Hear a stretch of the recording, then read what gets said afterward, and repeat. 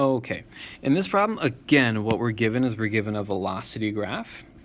So the velocity is measured in feet per second, and we're asked a few questions, probably about velocity and acceleration and possibly distance traveled and things like that. So let's take a look at the first one. On what open intervals or at what times from 0 to 6 is the particle at rest? So at rest means that we're looking for places where the velocity is equal to 0. And because this is the velocity graph up here, we're just looking for places where this graph is equal to 0. And I can see two places, one right there at 1, and then one right there. We'll call that 4.2. I don't think that it's really worthwhile to find exactly what that point is. So we'll say t equals 1 and t equals 4.2. And we picked out both of those places because those places are where the velocity is equal to 0. And again, this is the graph of velocity, so we want to look for where this graph literally is 0. Not positive or negative, but 0. The next question asks us to find on what open intervals is the particle moving to the right. This is where the velocity, if you remember, needs to be positive. So if we look up at our graph here, we're trying to look for places where the velocity is positive. And I see this section of the graph. Remember, this is a velocity graph. This section of the graph, my velocity graph is negative because it's below the t-axis. This section of the graph, the velocity graph, is positive because the velocity is above the t-axis. It lives in positive land. So we are going to write one interval would be from 0 to 1. And then I've got one more interval as well over here. That would be, it looks like, from 4.2 to 6. And our reason for that is because those are the places where the velocity is positive. All right. Remember that when we look for this, we're not looking for where the slope of this graph is positive, but because this is the graph of velocity, I can't say that enough, this is the graph of velocity, we're looking at where the graph is above in this area right there, above the t-axis in positive land. Okay. On what open intervals or times is the particle moving at its greatest speed? So remember, speed is the absolute value of velocity. So we're looking for where the absolute value of velocity is the greatest. So we don't care whether velocity is positive or negative. We just want the all-out largest number. So if I look up at my velocity graph here, I see the largest positive velocity we get is 4. But then the largest negative velocity we get is negative 6. So then I would conclude,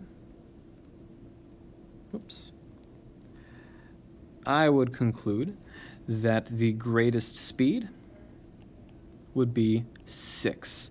And that happens at t equals 3. That's where the velocity is negative 6. And that just means the particle is moving to the left. So I would say that the greatest speed is 6 feet per second, at time t equals 3. And we've got the second part here, the greatest velocity. Velocity is not the same as speed. Velocity is asking you to find where this graph has the highest velocity. And I can see a velocity of 4 right there and a velocity of 4 on this interval as well. So I'm going to name those places. I hit a velocity of 4 at t equals 0, and then we had the interval up here went from about 5 to 6.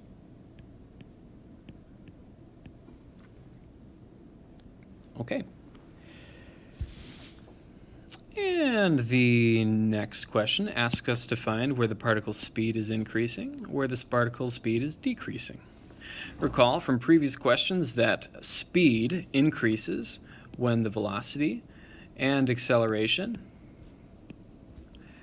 have the same sign, either both positive or both negative, and speed is decreasing when the velocity and the acceleration have different signs. One is positive, one is negative, or the other is negative, the other is positive. So let's find first where the speed is increasing.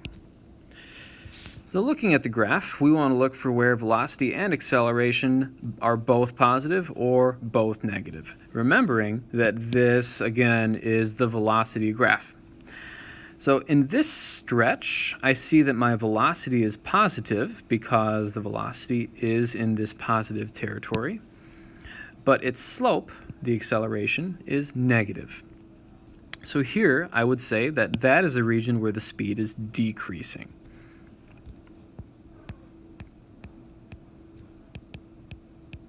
So the speed is decreasing from 0 to 1, because that's where the velocity is positive. So the velocity is positive up here. But the acceleration is negative. And on the next region, I see that here my velocity is negative because it's below the x-axis, and the acceleration is negative as well because the acceleration is the slope of velocity. And I actually see that again right there. Negative velocity and negative slope. So I'm going to record those as both speed increasing. So I would say from 1 to, oops, I forgot already, 1 to 2, and from 2 to 3. Again, because both the velocity and the acceleration are negative, that means a particle is heading in the leftward direction. So it's a leftward velocity and a leftward acceleration. The overall speed is increasing in the leftward direction over those intervals. Okay, the next part, right there, we still see that our velocity is negative, but because the slopes of this graph are positive, we know that the acceleration is positive. So this is yet another interval where the particle is slowing down, where the speed is decreasing. And that would be from 3 to 4.2 is what we called it. That's right, 4.2. Fantastic. And then I think we've got one more interval to take a look at here. This interval, we see that the velocity is positive because, again, our velocity graph is above the t-axis, and then our slope, which is acceleration, is positive as well.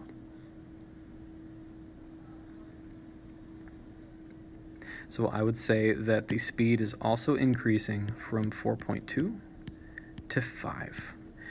And then let me just talk about this last interval right there. This last interval, yes, the velocity is positive because this stretch of graph lives in the positive space. But the acceleration there is equal to 0 because the slope over that interval is 0.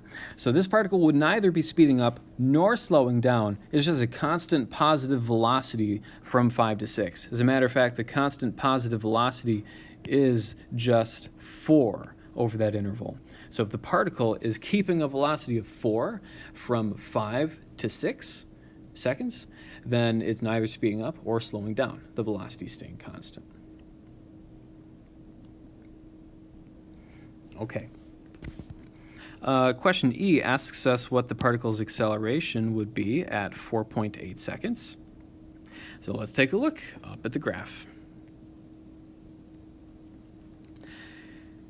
4.8 seconds would put us at about that point right there. So because we're looking for acceleration, we want to know the slope at this point. to find the acceleration at 4.8 seconds. And what we can do is take a look at the slope between the 2 points given to us.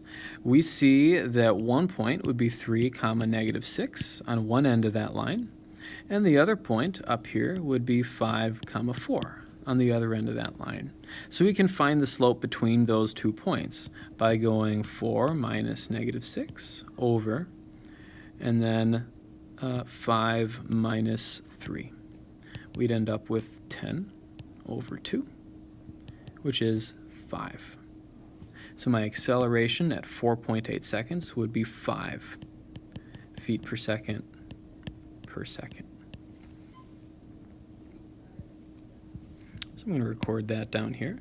The acceleration at 4.8 seconds is 5 feet per second per second. And what this number means is that the velocity is increasing at a rate of 5 feet per second when t equals 4.8. Okay. And then on what open intervals, or what times, from 0 to 6, is the acceleration the greatest? And remember what we've been talking about so far. The acceleration of a particle is the slope of its velocity. So we want to look for here, where is the slope of velocity at its greatest? So if we zoom up to the graph,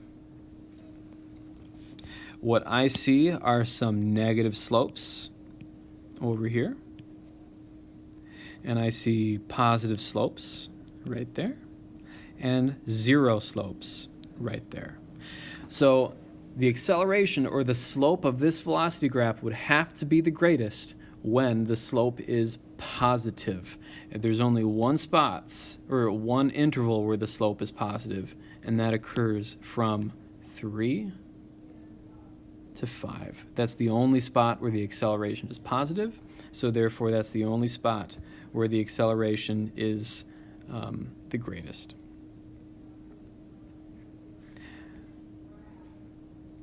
So we would say the acceleration is the greatest from 3, whoops, I wrote a 2. From 3 to 5. Okay, and then for this last problem, what is the particle's displacement during the first 2 seconds? I'm not going to explain this step by step, but I am going to give you a hint. Look at the area from 0 to 1, and the area from 1 to 2, and then think about this. That would give me the distance traveled, because the velocity is positive there. That would be the distance traveled to the right, and this would be the distance traveled to the left. So then I want you to think about what the displacement would have to be, just considering those 2 facts. We see